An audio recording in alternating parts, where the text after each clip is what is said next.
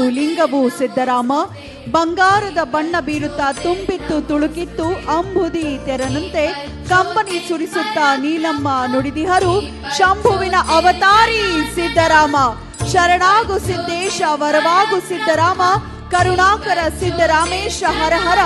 ಗುರು ಪರಮ ಚೈತನ್ಯ ಜಯ ಜಯ, ಗುರು ಪರಮ ಚೈತನ್ಯ ಜಯ ಜಯ ಎಂದೆನ್ನುತ್ತಾ ವಿದ್ಯುಕ್ತವಾಗಿ ಸಾಹಿತ್ಯ ಗೋಷ್ಠಿಗೂ ಕೂಡ ಚಾಲನೆ ದೊರಕಿದೆ ದೀಪ ಬೆಳಗಿಸುವ ಮೂಲಕ. ಮಾಜಿ ಮುಖ್ಯಮಂತ್ರಿಗಳು ಬಸವರಾಜ ಬೊಮ್ಮಾಯಿ ಅವರು ಅರಿತು ಹೆಮ್ಮೆಯನ್ನ ಪಡುತ್ತಾ ನಾವು ಒಂದು ಹೊಸ ಇತಿಹಾಸವನ್ನ ರಚನೆ ಮಾಡೋದಕ್ಕೆ ಮುಂದಾಗಲು ಸ್ಫೂರ್ತಿಯನ್ನ ನೀಡುವಂತಹ ಒಂದು ಸಾಕ್ಷ್ಯ ಚಿತ್ರವನ್ನ ನಿರ್ಮಾಣ ಮಾಡಲಾಗಿದೆ.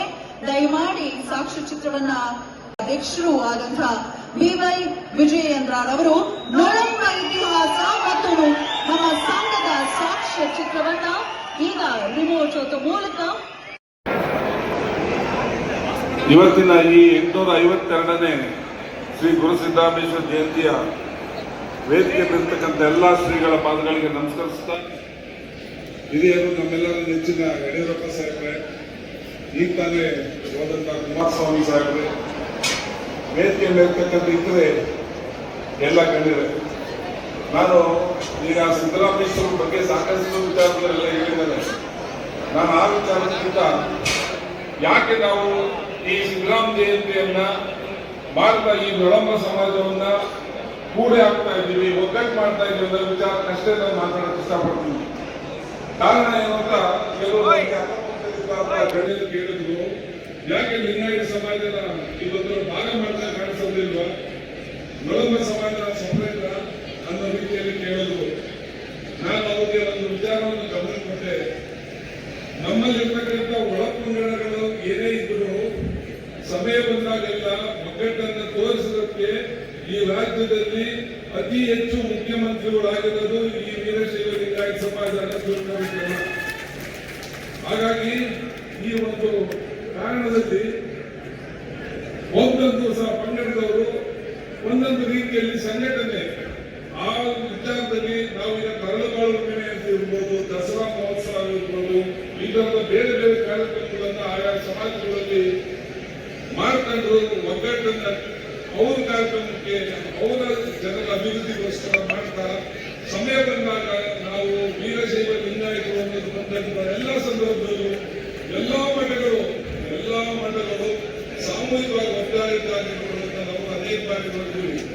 ನಮ್ಮ ನೊಳಂಬ ಸಮಾಜದ ಇತಿಹಾಸದಲ್ಲಿ ಮಹಾರಾಜರೆಲ್ಲ ಸಾಮಂತರಾಗಿದ್ದರು. ಈ ಒಂದು ಸಮಾಜ ಏನಿದೆ ಇದು ಗ್ರಾಮಾಂತರದಲ್ಲಿ ಜಾಸ್ತಿ ಇದ್ದಿತ್ತು. ಹಾಗಾಗಿ ಶೈಕ್ಷಣಿಕವಾಗಿ ಆರ್ಥಿಕವಾಗಿ ಸಬಲತೆಯನ್ನ ಕಂಡಿರಲಿಲ್ಲ. ಆ ಸಬಲತೆಗೋಸ್ಕರ ನಮ್ಮಲ್ಲಿ ಇಂದಿನ ಹಿರಿಯರು ಈ ಸಿದ್ದರಾಮ ಏನು ನಮ್ಮ ನೊಳಂಬ ಸಮಾಜಕ್ಕೆ ರಾಜಗುರುಗಳಾಗಿದ್ದರು ಸಿದ್ದರಾಮೇಶ್ವರರು, ಅವರ ಒಂದು ನಾಯಕತ್ವವನ್ನು ತೋರಿಸಿಕೊಂಡು ಈ ಸಮಾಜದ ಒಗ್ಗಟ್ಟು ಮಾಡೋದಕ್ಕೆ ಈ ಒಂದು ಜಯಂತ್ಯೋತ್ಸವವನ್ನು ಪ್ರಾರಂಭ ಮಾಡಿದ್ದು ನೀವೆಲ್ಲ ಗೊತ್ತಿರಲಿಲ್ಲ. ಈ ಹಿನ್ನೆಲೆಯಲ್ಲಿ ಇವತ್ತು ನೊಳಂಬ ಸಂಘ ಏನು ಸ್ಥಾಪನೆ ಆದ ನಂತರ ಅನೇಕ ಹೆಜ್ಜೆಗಳನ್ನು ದಾಟಿ ಅನೇಕ ಹಾಸ್ಟೆಲ್ಗಳು, ಛತ್ರಗಳು, ಇವೆಲ್ಲವುಗಳ ಮೂಲ ಏನಾಗಿದೆ ಅಂತ ಇವತ್ತು ಕೇವಲ ನಾವು ಜಯಂತ್ಯೋತ್ಸವದಲ್ಲಿ ದಾಸೋಹದ ಮೂಲಕ ಒಳ್ಳೆ ಊಟ ಕೊಟ್ಟು ಕಳಿಸೋದೇ ಕಾರ್ಯಕ್ರಮಕ್ಕೆ ನಾವು ಸೀಮಿತವಾಗಿದ್ದೇವೆ.